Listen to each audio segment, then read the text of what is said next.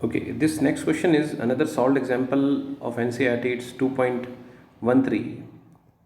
Okay, सो इसमें भी क्या है, जो आपके पास डेटा है, सबसे पहले आपको क्या कर रखा है कि वॉल्यूम दे रखा है आपके सोल्यूट का। ठीक है, सोल्यूट है आपके पास जो V2, वो है एसिटिक एसिड और उसकी वॉल्यूम दे रखी है 0.6 ml। ठीक है, और आपको बता रखा है कि सोल्यूट जो है जो वो आपका एसिटिक एसिड है, तो मोलर मास आप ले सकते हो सोल्यूट का। वो एसिटिक एसिड का जब आप सॉल्व करोगे it comes out to be 60 grams per मोल।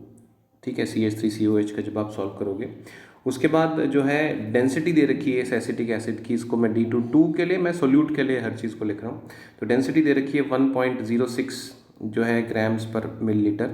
अब यहाँ पर हमारे साथ क्या होशियारी की हुई है कि हमें W2 डायरेक्टली नहीं दिया हुआ, W2 डायरेक्टली नहीं दिया हुआ, लेकिन क्या है कि आपको इसको सॉल्व करना पड़ेगा। W2 कैसे निकालोगे आप, कि आपको V2 और D2 दिया हुआ है।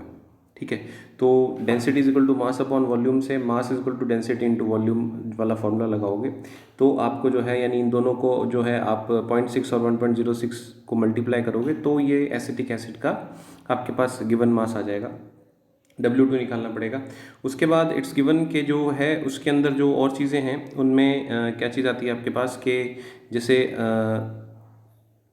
आपको वाटर का वॉल्यूम दे रखा है, तो वाटर का आपको वॉल्यूम दे रखा है 1 लीटर, मगर you know that density of water is 1 kilogram पर लीटर, यानी 1 लीटर वाटर जो होता है वो 1 किलोग्राम का होता है।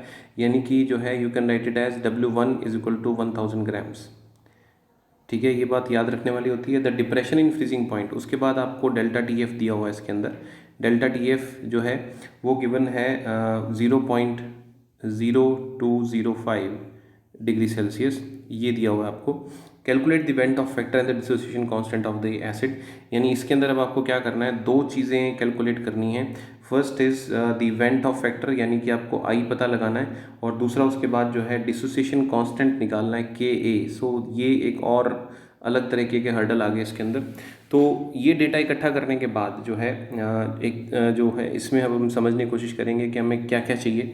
तो थॉट प्रोसेस जो है वो सबसे ज़रूरी चीज़ होती है, जो इसमें सबसे पहले आई की बात करते हैं। तो आई निकालने के लिए मेरे को दो रिलेशनशिप्स आते हैं।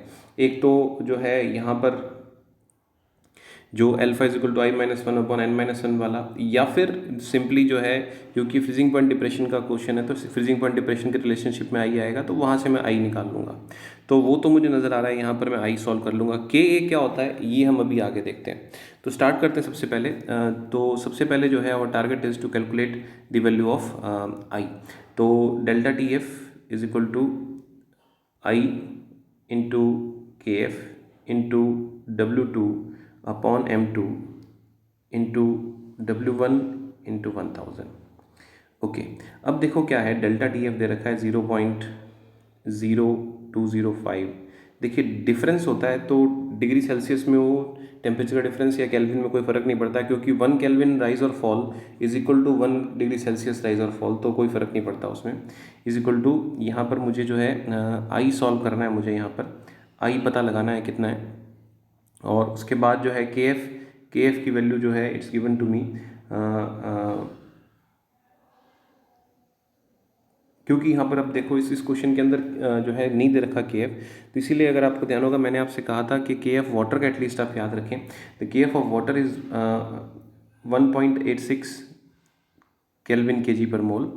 और उसके बाद जो है आपके पास आ गया W2 अगेन अभी यहाँ पर हमारे पास प्रॉब्लम है जो है W2 जो है उसमें क्या प्रॉब्लम आती है हमारे पास कि अभी इसने जो है होशियारी कर रखी है हमारे साथ, और डायरेक्टली जो है हमें W2 नहीं दिया हुआ। ठीक है, उसको भी अभी अपने देखते हैं, और उसके बाद बाकी वेरिएबल्स को हम देखते हैं। यहाँ पर आपके पास आया 1000, उसमें भी कोई दिक्कत नहीं है, अपॉन M2 मोलर मास जो है वाटर 1000 ग्राम्स जो है, सॉरी M2 इज़ आपके पास जो आया molar mass of solute acetic acid का 60 ग्राम्स पर मोल, और वाटर का W1 जो है मास आया वो आपके पास आया 1000 ग्राम्स आ गया। तो अब आप एक बात को समझें कि जब आप एक न्यूमेरिकल सॉल्व कर रहे होते हैं तो एक अननोन क्वांटिटी जो होती है जैसे W2 और I, इनमें से कोई एक चीज़ अगर आपको नहीं पता होती तो आप सॉल्व कर सकते थे। अभी दो वेरिएबल्स हैं तो पहले हमें W2 सॉल्व करना है। तो W2 जैसे मैंने आपको बताया था density is equal to mass upon volume, that is W2 upon M2, V2. So W2 is equal to D2 into V2, तो वो जो है हमारे पास जो वेट है यानी डेंसिटी इंटू वॉल्यूम निकाल के डेंसिटी दे रखी है 1.06 ग्राम पर मिलीलीटर, और जो है यहाँ पर जो दूसरी चीज़ वॉल्यूम अपने को दे रखी है दैट इज़ 0.6 मिलीलीटर। तो आपके पास जो है इस तरीके से W2 आ जाएगा। ये W2 की वैल्यू जो है हम जो है यहाँ पर प्लेस करेंगे and after that will solve for I. ठीक है, तो इसको सॉल्व करने पर आई की जो वैल्यू हमारे पास आती है finally it comes out to 1.041। तो ये हमारा पहला हर्डल क्लियर हो जाता है, दैट इज़ आई जो है वो हमने सॉल्व कर लिया, that is went of factor. अब अगला टारगेट है हमें जो सॉल्व करना है दैट इज़ के एफ। ओके, के एफ की जब आप बात करते हैं, के is dissociation constant of acid. तो अगर आपको ध्यान हो, ये हमने जो है क्लास 11 में इक्विलिब्रियम चैप्टर पढ़ा था। जब हम वीक इलेक्ट्रोलाइट्स की बात करते हैं तो थोड़ा सा रिकॉल करें, it's a type of equilibrium constant. जैसे अगर आप बात करो एसिटिक एसिड है CH3COH, ठीक है, CH3COH जब आयोनाइज करता है पानी के अंदर आयोनाइज करेगा CH3COO negative plus H positive बनाएगा। तो इनिशियल कंसंट्रेशन C और ज़ीरो और after attaining the equilibrium C minus C alpha and this will be C alpha and C alpha. So dissociation constant आपका एक प्रकार का it's a type of equilibrium constant. तो equilibrium में क्या होता है, कंसंट्रेशंस जो हैं आपकी products upon concentration of reactants आपके पास आता है। तो इसी को Ka लिखते हैं, तो ये होता है C alpha into C alpha upon C minus C alpha. और इसको जब आप सॉल्व करते हैं तो आपके पास आता है C alpha square upon 1 minus alpha. तो यहाँ पर जो है आप एक बात को समझें, C जो है एक एक करके अगर अपन वेरिएबल्स देखें कि क्या चीज़ क्या है, तो you know it very well कि C ऑलरेडी ये मोलैलिटी जो हमें दी हुई कंसंट्रेशन मोलैलिटी या मोलैलिटी कोई फ़र्क नहीं पड़ता। अल्फ़ा निकालना है बेसिकली, यहाँ पर हमारे पास प्रॉब्लम क्या है, अल्फ़ा नहीं आता हमें। तो अल्फ़ा निकालने के लिए हमें पहले इसमें अल्फ़ा निकालेंगे और उसके बाद इसमें आप आसानी से इसको जो है रख कर सॉर्ट आउट कर सकते हैं। तो पहला टारगेट है कि अल्फ़ा के मुझे कितने फॉर्मुलेशंस आते हैं। अल्फ़ा का मुझे जो है इस चैप्टर के पॉइंट ऑफ व्यू से एक ही फॉर्मूला आता है, डिसोसिएशन है, तो alpha is equal to I-1 upon N-1। अब एसिटिक एसिड जैसे अभी मैंने आपको बताया था, जब ये डिसोसिएट करता है CH3COH ऐसे डिसोसिएट करता है CH3COO negative plus H positive में, जब डिसोसिएट करता है यानी N की वैल्यू आपके पास क्या आ गई 2, और I आपने ऑलरेडी सॉल्व कर रखा है, इट्स 1.041। तो ये दोनों वैल्यूज़ जो हैं आप जो दोनों वैल्यूज़ इसमें प्लेस कर देंगे। N की वैल्यू जो है वो यहाँ पर और I की वैल्यू जो है वो यहाँ पर। तो इसको रखने के बाद जो है you can easily solve for alpha. तो अल्फ़ा की वैल्यू जो है वो यहाँ पर इसको सॉल्व करने पर आपके पास अल्फ़ा की वैल्यू आ जाएगी 0.041, आपके पास अल्फ़ा की वैल्यू आ जाएगी। ठीक है, सो नेक्स्ट स्टेप में अब हम क्या करेंगे, नेक्स्ट स्टेप में जो है Ka निकालना है। तो Ka is equal to C alpha square upon 1 minus alpha. तो C आपके पास मोलैरिटी है या मोलैलिटी जो भी आपको दी हुई है, इट्स ओके, कोई फ़र्क नहीं पड़ता उससे।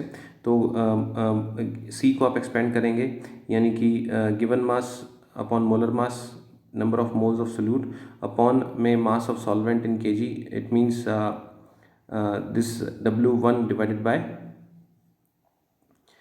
1000, this will be C, this whole thing will be multiplied by alpha square. Now alpha is 0.041 whole square and ये सारा का सारा पोर्शन जो है this will be divided by 1 minus alpha यानी 1 माइनस 0.041।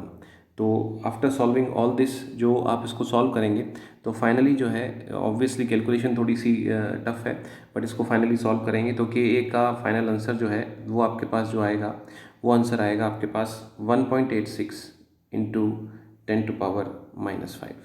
ओके, इस तरीके से अच्छा न्यूमेरिकल इसको आप सॉल्व कर सकते हैं।